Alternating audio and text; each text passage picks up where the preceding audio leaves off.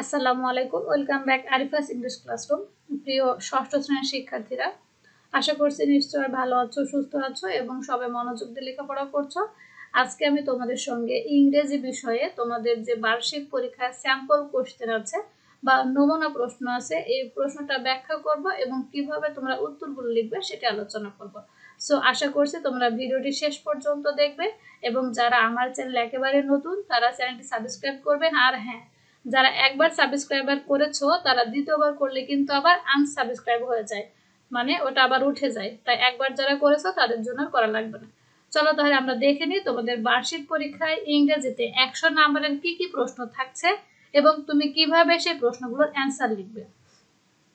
তোমাদের সময় থাকবে 3 ঘন্টা, মার্কস থাকবে 100 এবং তোমাদের এই প্রশ্নের কয়েকটা অংশ থাকবে। পার্ট এ তে আছে রিডিং। রিডিং মানে হচ্ছে পড়া। তো পড়ার ক্ষেত্রে কি থাকবে, তোমাদের এখানে একটি টেক্সট দেওয়া থাকবে, মানে একটি প্যাসেজ দেওয়া থাকবে। এই প্যাসেজটি তোমরা আগে সুন্দর করে পড়বে।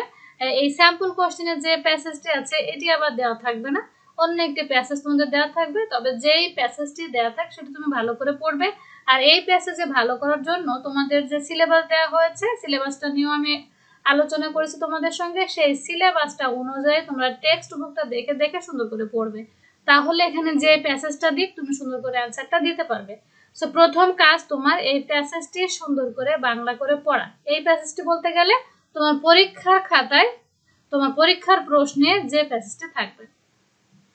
এই প্যাসেজটি পড়ার পরে তোমার এখানে একটি কোশ্চেন অ্যান্সার করতে হবে, সেটা হচ্ছে choose the best answer from the alternatives, মানে বিকল্পগুলো উত্তর থেকে সঠিক উত্তরটি বাছাই করো, মানে সবচেয়ে যেটা সঠিক। তুমি এখানে কি করবে, এখানে 4টার মধ্যে যেটি সঠিক শুধু সেই অ্যান্সারটা লিখবে, প্রমাণ সংখ্যা দিবে এবং এখান থেকে যেটা সঠিক সেটা লিখবে।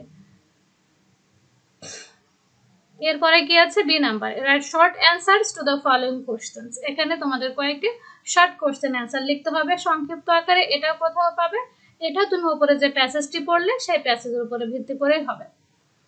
সো এখানে দুটো প্রশ্ন তোমরা পাবে, একটি হচ্ছে চুজ দ্য বেস্ট অ্যান্সার, একটা কোশ্চেন অ্যান্সার, একটি উপরের প্যাসেজ থেকে দুটো অপশন তোমরা লিখবে। এখন নাম্বার 2 তে কি আছে দেখো, read the following story and answer the questions that follow. এখানে একটি গল্প দেওয়া আছে, সেটি পড়তে বলছে এবং এখানে তারপরে কিছু প্রশ্ন অ্যান্সার আছে, সেটা তোমরা করবে। সো ফার্স্টে তোমরা কি করবে, এই গল্পটাকে ভালো করে পড়বে। তোমাদের এবারের প্রশ্নের ধরনটা কিন্তু সম্পূর্ণ আলাদা, অনেক অপশন তোমাদের লিখতে হবে। এখানে গ্রামারও আছে, রাইটিং হ্যান্ড আছে, রিডিং আছে, 3টা অপশন।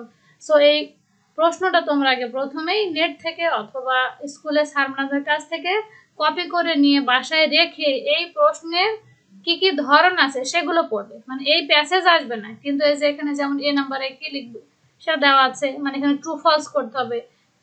তাহলে তোমরা কিন্তু বিষয়টা মানে ভালো রেজাল্ট করতে পারবে। আদারওয়াইজ কিন্তু একটু টাফ, কারণ এতগুলো অপশন তোমাকে লিখতে হবে আর প্রত্যেকটা স্টেপে কিন্তু দেখো প্যাসেজ আছে, সেগুলো তোমাকে পড়তে হবে। সো আশা করছি বুঝতে পারছো কতটা গুরুত্বপূর্ণ হবে তোমাদের পরীক্ষা এবং কতটা পরিশ্রম করতে হবে তোমাদের।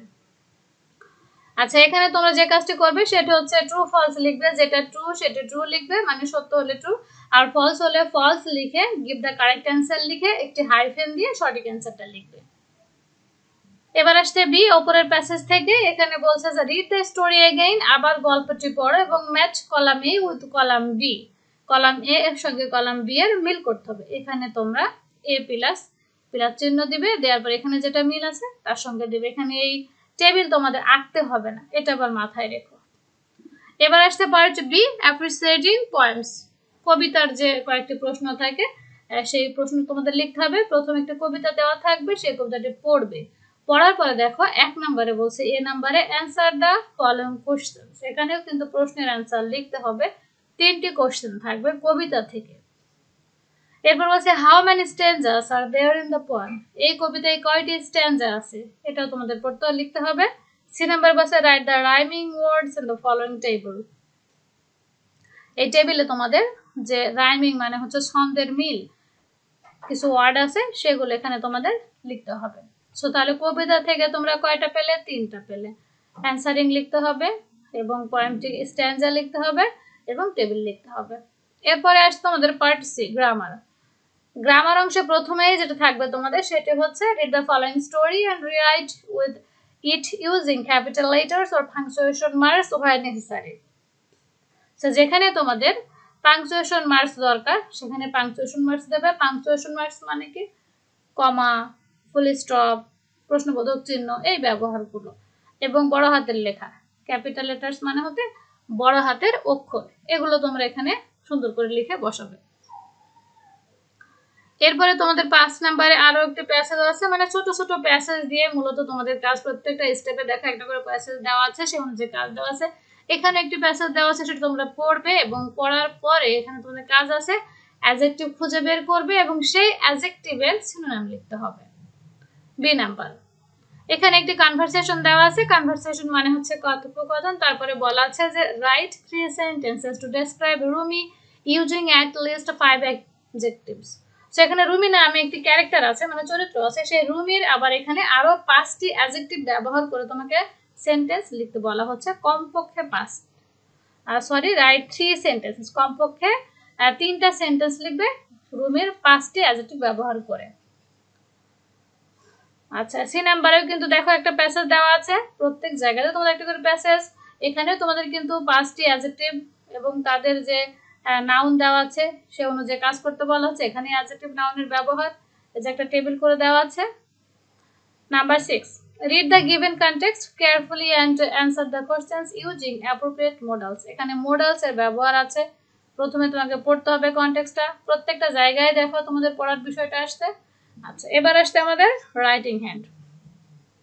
রাইটিং হ্যান্ডে কি আছে দেখো, এখানে তোমাকে মূলত লিখতে বলা হয়েছে একটি, যে তোমার স্কুলে একটা অনুষ্ঠান হয়েছে, সেই অনুষ্ঠানটা ও সম্পর্কে তুমি এখন কাকে ইনভাইট করবে। দেখো বলছে now write an invitation letter to the Upazila secondary education officer to invite him or her to the festival.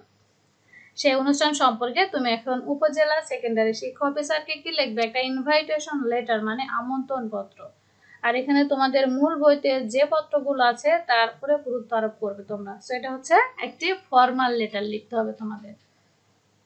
Next যেটা আছে সেটা হচ্ছে কনভারসেশন। কনভারসেশনের বিষয়টা কি আছে? কনভারসেশন মানে তোমাদের হচ্ছে ডায়ালগ, যেটাকে বলো সহজ কথায় সেটি, মানে কথোপকথন। এখানে হিস্টোরিক্যাল প্লেস মানে ঐতিহাসিক স্থান তুমি ভ্রমণ করেছো এবং সেই অভিজ্ঞতা জানিয়ে তোমার বন্ধুর কাছে একটি দুজনের মাঝে কনভারসেশন করবে, সেটি ডায়ালগ থাকছে একটি। এরপরে কি থাকছে দেখো, write a story based on the following situations. এখানে একটি সিচুয়েশন আছে, সিচুয়েশন মানে অবস্থা, তোমাকে বলে দেওয়া হয়েছে কি কি করতে হবে, সেই সিচুয়েশনের উপর ভিত্তি করে তোমাকে একটি স্টোরি লিখতে হবে। নাম্বার থাকছে কত? 15। সো এখানে বলে দেওয়া আছে তুমি কিভাবে শুরু করবে এবং কিভাবে শেষ করবে। এই পর্যন্ত তোমাদের কোশ্চেন ছিল। সো প্রত্যেকটা অংশে তোমরা দেখলে যে কিভাবে তোমাদের প্রশ্নের অ্যান্সারটা লিখতে হবে। এই প্রশ্নটা দেখে দেখে প্রত্যেকটা স্টেপে 7 নম্বরে কি আছে, 8 নম্বরে কি আছে, 9 নম্বরে কি আছে, মানে তোমার কি কি পড়তে হবে তোমার টেক্সট বুক অনুযায়ী, তুমি তোমার টেক্সট বুকে যে সিলেবাসগুলো দেওয়া আছে সে অনুযায়ী পড়লে কিন্তু ভালো করতে পারবে। সো আজকে এখানে শেষ করছি। সবাই ভালো থাকবে, সুস্থ থাকবে এবং অবভিয়াসলি আমার চ্যানেলটি সাবস্ক্রাইব করবে। আসসালামু আলাইকুম।